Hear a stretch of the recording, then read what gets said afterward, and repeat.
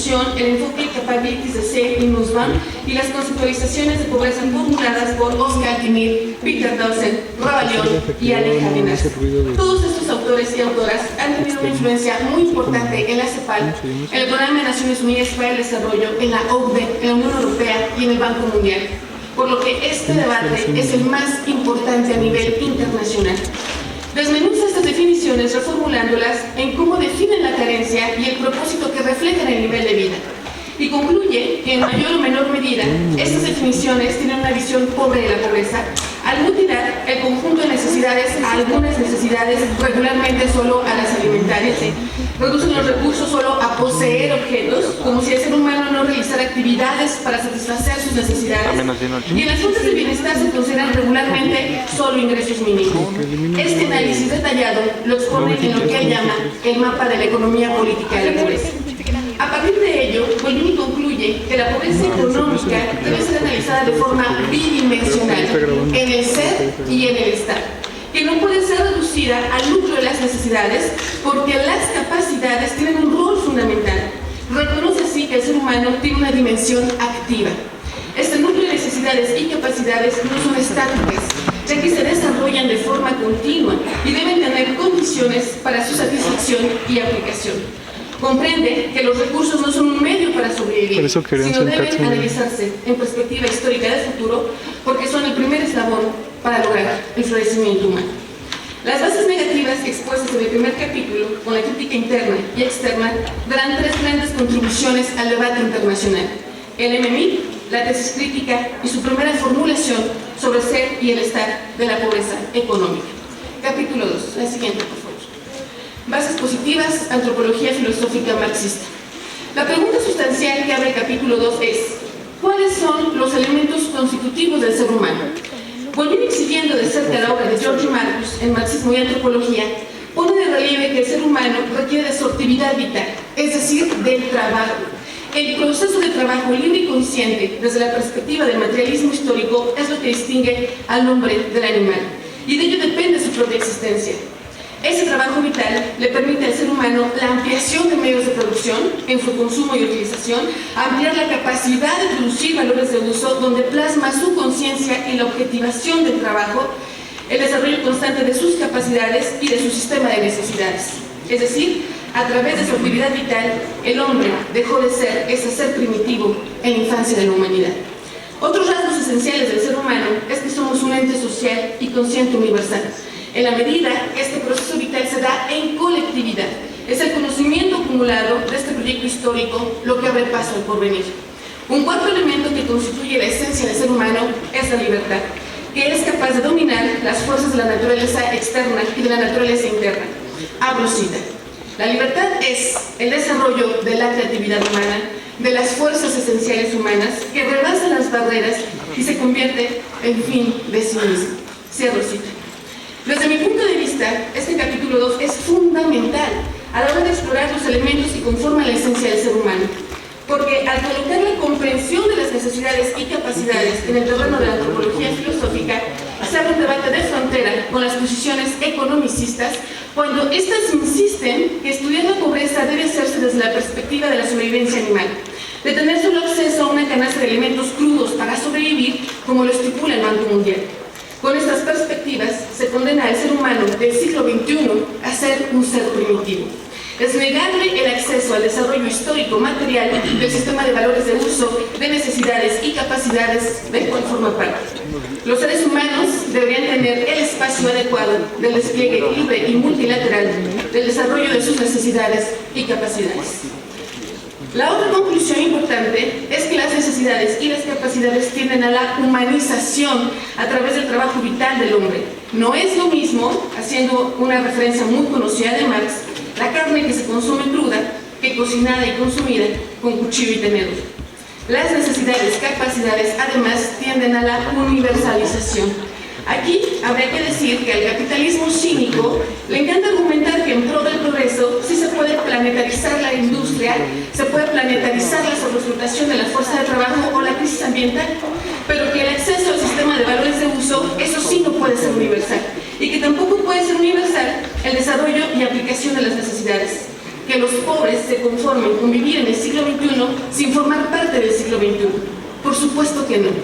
El sistema de necesidades y capacidades tiene una tendencia hacia la universalización, pero también hacia la profundización, porque a cada paso que el ser humano da en este planeta Tierra se complejiza la relación hombre-naturaleza.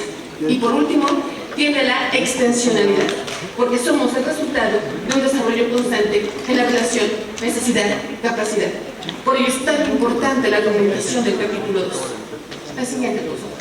Capítulo 3, concepciones y teorías de las necesidades humanas. Cuando avanza el capítulo 3, realiza un análisis transdisciplinario de las necesidades y capacidades.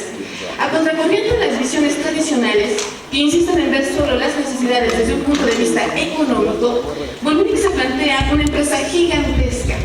Analizar las necesidades desde la economía, la antropología, la psicología, la sociología, la filosofía. Su búsqueda por entender al ser humano complejo lo lleva al debate de frontera más importante a nivel internacional. En este capítulo menciona que las necesidades no pueden ser sustituidas por los gustos, por las preferencias, por el deseo, por apetecer, por capabilities of functioning, en un debate abierto, por supuesto, con Amartya Sen, porque las necesidades tienen características particulares. Volvinik expone que las necesidades, si no se satisfacen, pueden provocar un daño grave, que estas son objetivas y universalizables, y además es importante distinguir entre necesidades y satisfactores de esas necesidades. Entre esos satisfactores identifica 6: bienes y servicios, actividades, relaciones, información, conocimiento y teorías, capacidades e instituciones. En un segundo momento argumental, hace un comparativo de las teorías de las necesidades tomando como referencia a la teoría de Maslow. Las compara con Fromm, Markovic, Desi Ryan, Max Neer, Toya Lihau, Nussbaum, Malinowski y Agnes Heller. En un primer grupo de comparación, los consensos más importantes sobre las teorías de las necesidades es que todos identifican necesidades fisiológicas. El segundo consenso es que identifican como necesidad las relaciones con otras personas, y en tercer lugar hay un consenso sobre las necesidades cognitivas. En el segundo grupo de comparación, observa que algunos autores consideran las necesidades como universales. Otros hablan de un sistema de necesidades, es decir, que todas están interrelacionadas. Y entre los mayores consensos de este segundo grupo están las necesidades fisiológicas, las cognitivas, por supuesto, con menor acuerdo las necesidades de estima y sin ningún consenso las necesidades estéticas de Maslow. Qué triste. En el segundo capítulo, Volvinik analiza la esencia del ser humano desde la antropología filosófica. A la luz de este caleidoscopio, analiza en el tercer capítulo la teoría de las necesidades de forma transdisciplinaria. Ambos capítulos forman una pinza que le permitirán construir su teoría sobre la esencia y el florecimiento humano. Capítulo 4, por favor. Una visión sintética sobre el enfoque del florecimiento humano. En el cuarto capítulo, Volvinik expone los elementos que conforman el enfoque sobre el florecimiento humano. Abro cita porque además esta cita me parece extraordinaria, donde se explica por qué no debemos estudiar solo la pobreza económica y nos hace reflexionar mucho sobre esto. Abro cita. El ser humano necesita ir más allá de las necesidades deficitarias. Para el florecimiento humano, para que la persona realice lo que potencialmente es, la satisfacción de las necesidades deficitarias es condición necesaria, pero no suficiente. Se requiere que, a través del trabajo o del amor, o de los dos, la persona realice lo que potencialmente es como ser humano, como ser que comparte la esencia de la especie, su potencial de universalidad, de libertad, de creatividad, de conciencia. Cierro cita. Plantea que superar la pobreza económica es el primer obstáculo por vencer, pero insuficiente, porque otro de los más grandes retos es superar la alienación en el trabajo. Es decir, si en su trabajo las personas no se sienten realizadas, si lo hacen únicamente para vivir o sobrevivir, se esperaría que en su tiempo libre los seres humanos pudieran ser de forma positiva lo que siempre han querido ser. Y digo que de forma positiva porque tal vez hay gente que en su tiempo libre quiere ser, no sé, un sociópata o algo por el estilo. No, que el tiempo libre en forma positiva sea lo que siempre ha querido ser. Y aquí nos hace reflexionar sobre qué hacemos con nuestro tiempo libre. Si lo aprovechamos para desarrollar nuestras capacidades o para seguir alimentando miserias humanas en el desperdicio de la vida cotidiana. Por ello, para Volvinik analizar la pobreza partiendo desde la perspectiva económica es un gran error. ¿Cómo vamos a definir el umbral de pobreza pobreza si ni siquiera sabemos lo que necesitan y son en esencia los seres humanos? Por lo que la perspectiva económica del eje nivel de vida debe ser derivada del eje del florecimiento humano. En el eje del florecimiento humano se encuentra la pobreza y riqueza humana, y en el eje del nivel de vida, la riqueza y pobreza económica. El florecimiento humano está conformado a su vez por el desarrollo y ampliación de las necesidades y capacidades humanas. Cada uno de sus ejes lo divide en societal e individual y en las dimensiones existenciales del ser y del estar. El ser de la riqueza humana es la persona que ha desarrollado sus necesidades y capacidades en profundidad. Por ejemplo, necesidades y capacidades estéticas, intelectuales, de pensamiento crítico. El ser de la pobreza humana es la persona que necesita poco, limitado en el desarrollo de sus necesidades y capacidades. Se limita a lo mínimo de su ser como sujeto. El estar de la riqueza humana es cuando la persona desarrolla su sistema de necesidades y capacidades, pero que una vez que las ha desarrollado, las puede aplicar y satisfacer efectivamente. Por ejemplo, el estudiante que tiene tiempo de aplicar sus capacidades en círculos de estudio o satisfacer sus necesidades de saber y entender en conferencias, por ejemplo. Ustedes están en un espacio de florecer. El estar de la pobreza humana es cuando la persona tiene desarrollado su sistema de necesidades y capacidades, pero no puede aplicarlas ni satisfacerlas adecuadamente. El estudiante que ha desarrollado la necesidad estética, pero no puede satisfacerla por falta de tiempo. El estudiante que ha desarrollado la capacidad de investigar, pero no cuenta con los espacios para poder aplicar. Estos son de manera muy resumida el ser y el estar de la riqueza y pobreza humana. Ahora bien, la siguiente pregunta es: ¿cómo se vincula el nuevo enfoque de florecimiento humano con el eje nivel de vida o con los estudios de la pobreza económica? Bolvini explica que al estudiar la riqueza y pobreza económica derivada del florecimiento humano no se recorta necesidades, sino que nos quedamos con la perspectiva económica, y al hacerlo tenemos una visión totalizadora de las necesidades y capacidades, de los recursos y fuentes de bienestar. Para cerrar con este planteamiento, Bolvini define que el desarrollo de las necesidades y capacidades se da en la multilateralidad social, conocido como el progreso social, porque es la suma del conocimiento acumulado lo que permite el despliegue libre de las necesidades y capacidades y constituye la plataforma para que, a nivel individual, los sujetos puedan desarrollar sus fuerzas esenciales humanas. Capítulo 5, por favor. Retos para el desarrollo del nuevo enfoque sobre la pobreza y el florecimiento humano. El capítulo 5, que es el último de su libro, es para Bolvini el más innovador, porque está incorporando discusiones que no están en su obra original, Ampliar la mirada. Aquí el autor se pregunta: ¿cuáles son los retos de este nuevo enfoque sobre pobreza y florecimiento humano? Me parece que está viendo formulaciones de primer orden cuando se plantea cuáles deberían ser las condiciones para que el florecimiento humano fuera una realidad generalizada, es decir, una proyección hacia el futuro. Y aquí radicaliza su pensamiento, porque en definitiva se requiere de la construcción de un nuevo sujeto social, de un nuevo sistema en las relaciones de producción, de un cambio de la estructura de necesidades en la sociedad de los productores asociados, siguiendo a Agnes Heller, a la teoría crítica de George Marcus y el pensamiento utopista de Ruth Levitas. Introduce una discusión fundamental en el apartado 5.3 sobre el tiempo libre, cambio tecnológico y florecimiento humano, donde el tiempo libre es plataforma fundamental para lograr el pleno florecer y la libertad total del sujeto al superar la alienación, y que el trabajo sea un espacio de goce y afirmación de la subjetividad. La otra discusión que incorpora es la del bien ser estar subjetivo, y añade que regularmente las visiones tradicionales miden el bienestar a partir de variables que realmente no reflejan la calidad de vida ni del estar ni del ser. Entonces, la gran interrogante es cómo operacionalizar el florecimiento humano y construir mediciones del bien ser estar objetivo y del bien ser estar subjetivo para lograr el bien ser estar total. Este es un debate abierto, pero una variable fundamental es el tiempo libre como condición potencial para satisfacer las necesidades emocionales y de autorrealización. De esta manera, la estructura argumental del libro en el capítulo 1 va de las bases negativas, porque no podemos partir del eje nivel de vida.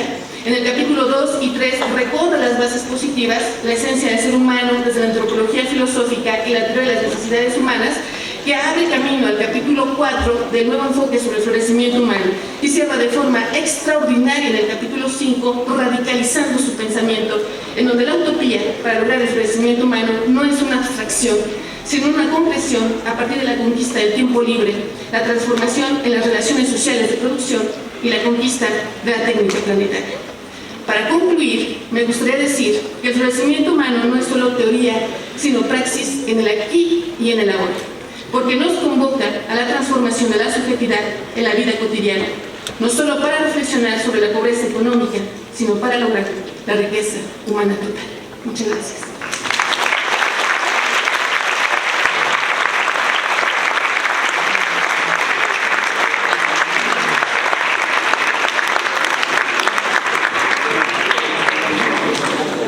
Le cedemos la palabra al doctor Julio Volminic para comentarios.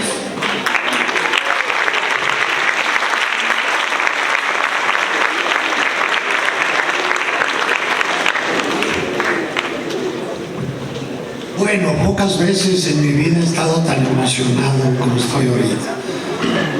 Un auditorio a reventar de jóvenes y jóvenes, ansiosas y ansiosos por mostrar que son seres humanos completos.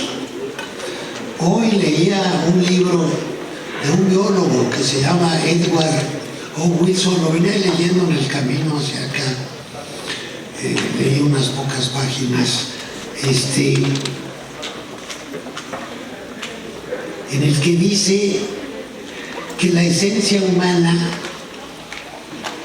la podríamos definir como ese instinto que nos lleva a buscar más allá, ese instinto de explicar y entender el mundo. Y cuando uno ve a un niño pequeño de 1, 2, 3 años, 4, eso es clarísimo. Y se enojan si uno les ayuda resolviendo el problema. Ellos quieren resolver el problema. Y quién sabe qué diablos pasa, que después de esa edad empezamos a cambiar. Y ya no nos interesa entender el mundo, y ya no nos interesa resolver nosotros los problemas, ya no nos interesa innovar. Es la sociedad la que nos ha ido destruyendo. Desde el kindergarten, cállate niño, di como la profesora dice que debe ser, no creas que tú sabes algo, no sabes nada. Nos empiezan a destruir, a destruir, a destruir. Y yo veo a mis alumnos de doctorado en el Colegio de México y algunos todavía se debaten entre la fuerza original con la que nacieron y esa destrucción sistemática que la sociedad les ha venido haciendo. Pero la mayoría ya se vio y dijo: voy a hacer lo que quieren que sea. Un investigador que aplique rutinariamente técnicas que otros desarrollaron, pero que publique artículos en revistas académicas que le permitan escalar en su institución a niveles cada vez más altos, que le permitan eventualmente entrar al SNI y ahí también escalar al nivel más alto. Esto es lo que Marx llama enajenación o alienación, y que tanto Vianney como Marisela nos han mencionado. No tienen tiempo, se fijaron 20 minutos, yo les hubiera dado 40 cada una, porque yo llevo semanas dándole vuelta a qué voy a decir ahorita. Y he visto mis resúmenes que tengo del libro. Es mucho mejor el resumen de Marisela porque es gráfico, es esquemático. Yo los resúmenes que tengo del libro es texto apretado. unas diapositivas que casi no hay espacio entre renglón y renglón. Y bueno, este libro es la historia de mi vida. Eso es lo que es, de mi vida intelectual. Por eso es pobreza y florecimiento humano. Hace 40 años en Coplamar, Coordinación General del Plan Nacional de Zonas deprimidas y grupos marginados, adscrita a la Presidencia de la República, que fue el gran programa de López Portillo para tratar de atender a los abandonados. Fue un programa solo rural, solo se atendía las zonas rurales, las zonas marginadas que se identificaron y donde se hicieron acciones muy importantes, por ejemplo, construir 2.500 clínicas de atención a la salud, donde no había prácticamente nada. Las que ahora presume AMLO son casi todas construidas en aquella época de... Bueno, pero ¿por qué me regresé porque hace 40 años empecé a trabajar en el tema de pobreza, en el sector público, como director. Estaba yo en la Dirección General de Estudios Socioeconómicos y yo era de Coplamar y yo era el director de necesidades esenciales. Así se llamaba mi dirección. Así se llamaba antes de que yo llegara. O sea que me pusieron el sello, como nos ponen el DNA, sin pedirnos permiso, y desde entonces me he dedicado a hablar de necesidades esenciales y de necesidades. Lo nuevo, y que es muy importante en este libro, bueno, este libro es la historia de mi vida porque en el trasfondo está la pobreza, pero como dijo Marisela muy bien, aquí no abordo la medición de la pobreza, la conceptualización de la pobreza. Eso, por cierto, va a estar en un nuevo libro que ya está por firmarse el contrato con Siglo XXI Editores y con el Colegio de México para que se publique, que es reunir lo que durante 40 años hice sobre pobreza. Ahí sí, sobre pobreza, con casi cero presencia de florecimiento humano. Es decir, ahí va a estar el MIP, el método de medición integrada de la pobreza, detalladísimo, con ejemplos numéricos. Ahí van a estar algunas cosas muy poco conocidas, como los principios de medición de la pobreza. Después de que allá había yo hecho el MIP y lo había aplicado 20 años, alguien me hizo una crítica y dije, se me había olvidado escribir los principios en los que me baso. Y me puse a escribir los principios de conceptualización y medición de la pobreza. Y ahí va a estar también la tipología de métodos de medición en todo el mundo, que aquí está en el trasfondo. Y menciono algunos ejemplos de métodos deleznables, como el de la OSD o la Unión Europea. Lo más avanzado del mundo son unos tontos, unos brutos en cuanto a abordar la pobreza. Y es un problema no de capacidades, es que no quieren ver. Y cuando uno no quiere ver,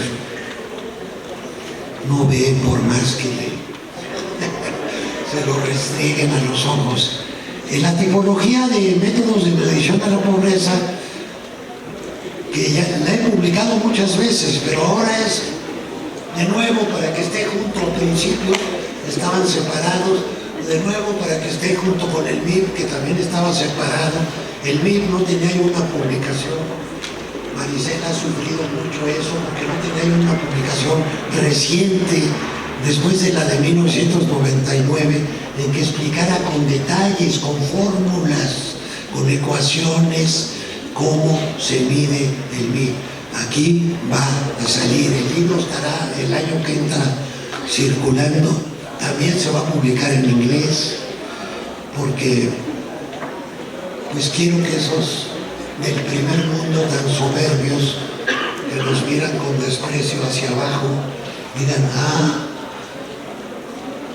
también piensan en el tercer mundo, son humanos y piensan críticamente y piensan con rigor y hablan de metodologías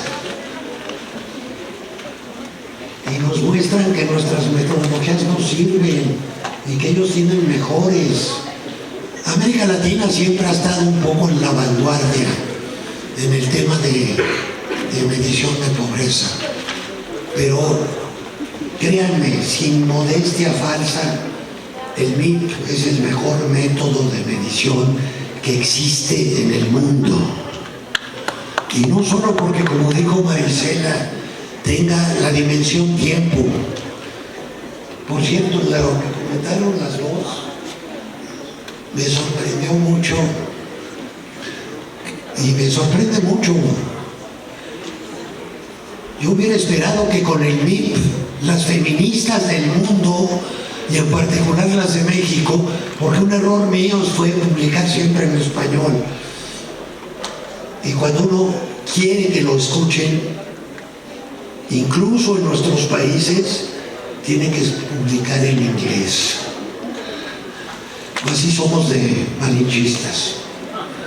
Solo lo hecho afuera está bien hecho, solo lo que dicen los gringos, los ingleses, ahora los chinos y los rusos es importante. Entonces, bueno, como les decía, este libro entonces es la historia de mi vida y lo de pobreza queda atrás, pero va a salir en este volumen. De tal manera que con ese nuevo volumen y van a tenerse relativamente completas mi visión de la pobreza y mi visión del florecimiento humano. Este libro, quiero decir algo muy importante. Hicimos hace poco una presentación en el Colegio de México del mismo libro. No había ni la mitad de la gente que hay aquí. En parte porque el auditorio es más chiquito, pero no estaba gente parada. En el caso del colegio hubo bastante asistencia. Estaba yo muy contento porque los jóvenes del colegio, los estudiantes de posgrado, la élite estudiantil del país, porque son todos becados por el CONACYT, tienen beca para dedicarse de tiempo completo. Y el nivel del Colegio de México es similar al de cualquier universidad del Ivy League o de Gran Bretaña y de calidad. Esa calidad lo pongo entre comillas por lo que ya les acabo de decir. Se les va mucho el...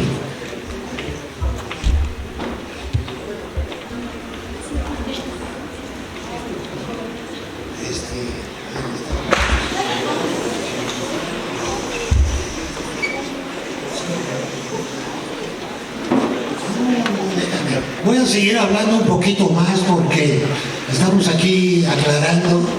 ¿Se cayó alguien? Pues sáquenla de aquí para que nos veamos. Y además el ambiente intelectual está muy contaminado aquí. Eso.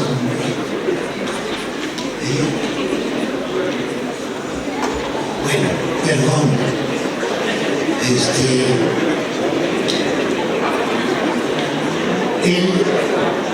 El libro, por eso empieza, como bien explicó Marisela, con las bases negativas bases positivas. Yo lo que hice, le he dado muchas vueltas, le he dedicado muchas horas a decir lo que no estoy diciendo ahorita. Y dibujé un árbol que me lo sugirió el autor del prólogo del libro, Rubén Ibarra. Dijo que lo que yo construyo es un árbol con un tronco muy sólido, con 2 raíces y con 4 grandes ramas. Y entonces hice ese dibujo y se puede leer a través del esquema que presentó Marisela, esa estructura. Las raíces, ¿cuáles son? Las bases negativas y las bases positivas.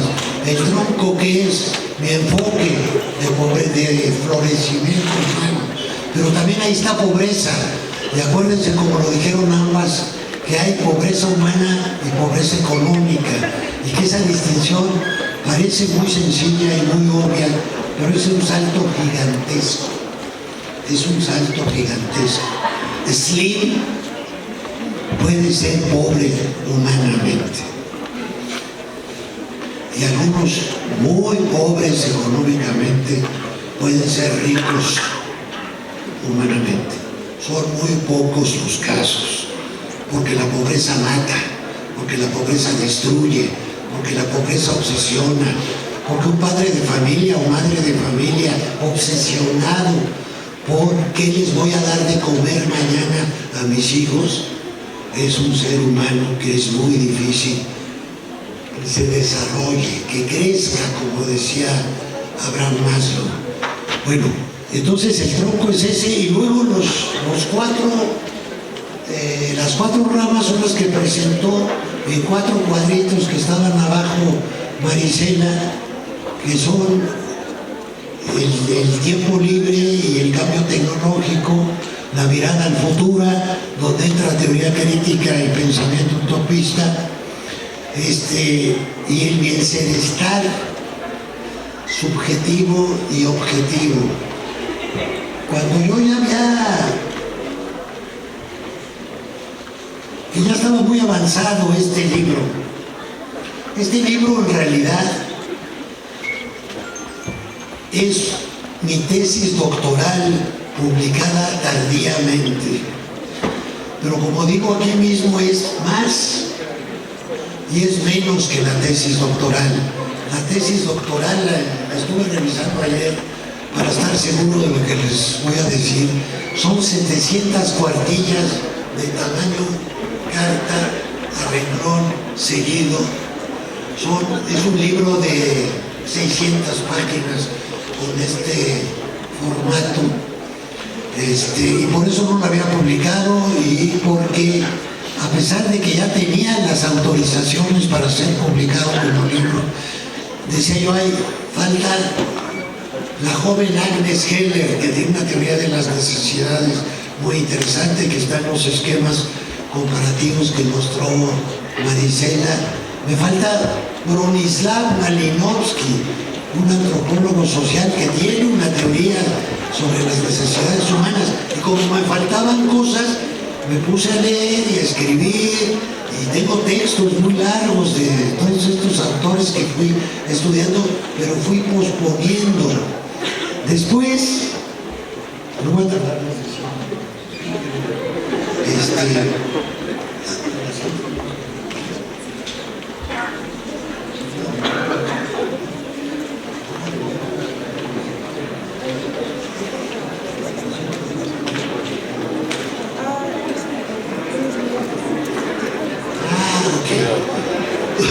me están informando, perdón.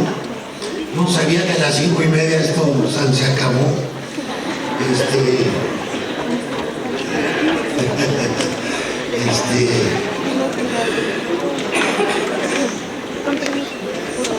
Yo pensé que teníamos hasta las 6 por lo menos, pero entiendo que ustedes tienen que ir a clases. Bueno, entonces lo último que quiero decir es que ese capítulo 5 del que habló tanto Marisela, con tanto tino, es muy importante porque son los retos a los que está sujeto mi enfoque. Son las cosas que me he dado cuenta que no tengo cabalmente resueltas. Y una de esas cosas que no tengo resueltas es que después de que ya estaba el libro muy avanzado, surgió una corriente en el mundo sobre el bienestar subjetivo. Si ustedes ven de vez en cuando las cosas que hace el INEGI levanta una encuesta que se llama BIARI, Bienestar Individual Autorreportado. Le preguntan a la gente, ¿qué tan feliz es usted? Escoja un número del 0 al 10. Le preguntan qué tan satisfecho está con su vida y lo mismo, escoja un número del 0 al 10 y México es el tercer lugar mundial más feliz, con el 98% de nuestra población de pobreza económica. Somos incapaces de reconocer que somos infelices, porque eso nos deja mal a ojos de quien nos está preguntando. Y por eso pasa en América Latina mucho, no solo en México. Y entonces decimos que somos muy felices, porque decir lo contrario nos daría vergüenza. Pensaría la gente que algo está mal con nosotros, etcétera. Pero bueno, yo hubiera querido seguir hablando con ustedes horas, pero no, hay un reloj y el reloj tiene que obedecerse, y entonces nada más debo presentarles. La persona que se sentó al final en la mesa es David Moreno.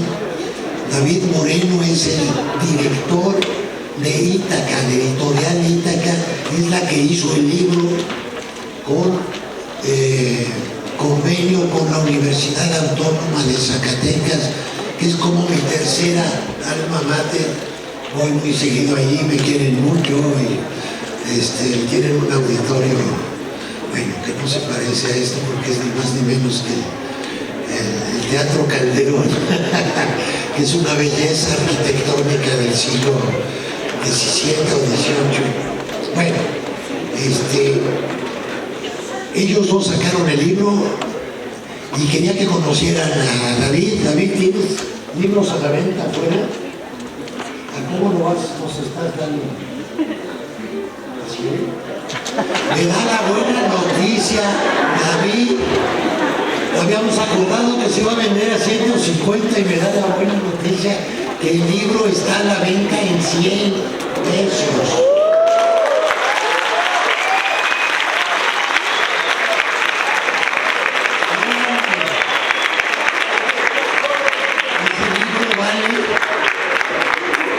Millones. Los millones de gotas de sudor que he derramado para hacerlo, pero también los decenas de miles de ideas creativas, positivas que están en el libro. Termino porque creo que quieren darles la palabra o algo ocurre después de que yo me calle y entonces me callo.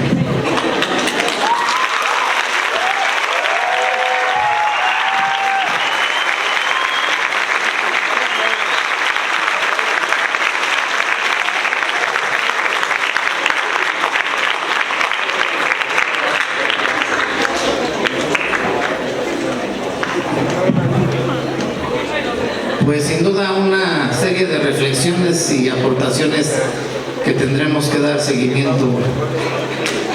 Bueno, quiero entregar un reconocimiento a través del Instituto Politécnico Nacional y por supuesto de la Escuela Superior de Economía. Se extiende el reconocimiento al doctor Julio Volvini por su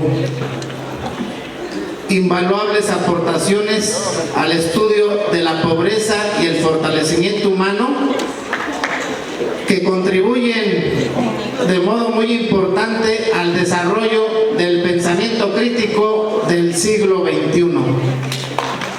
Por eso, muchas felicidades y muchísimas gracias, doctor.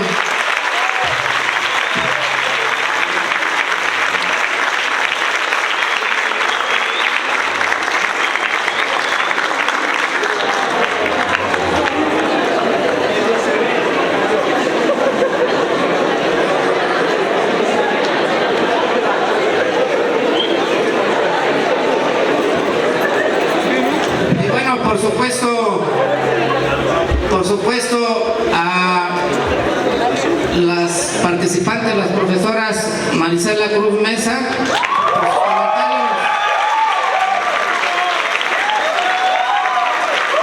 en la presentación del libro. Maestra, muchas felicidades, muchas gracias.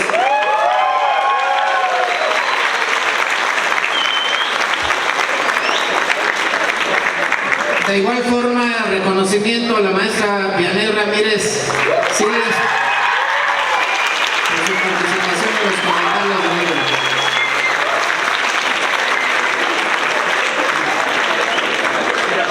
Y bueno, agradecerles a cada uno de ustedes su presencia y deseando que esto sea el fortalecimiento también para su formación académica. Muchísimas gracias y excelente tarde. Nos despedimos, como siempre lo hacemos, con un vuelo.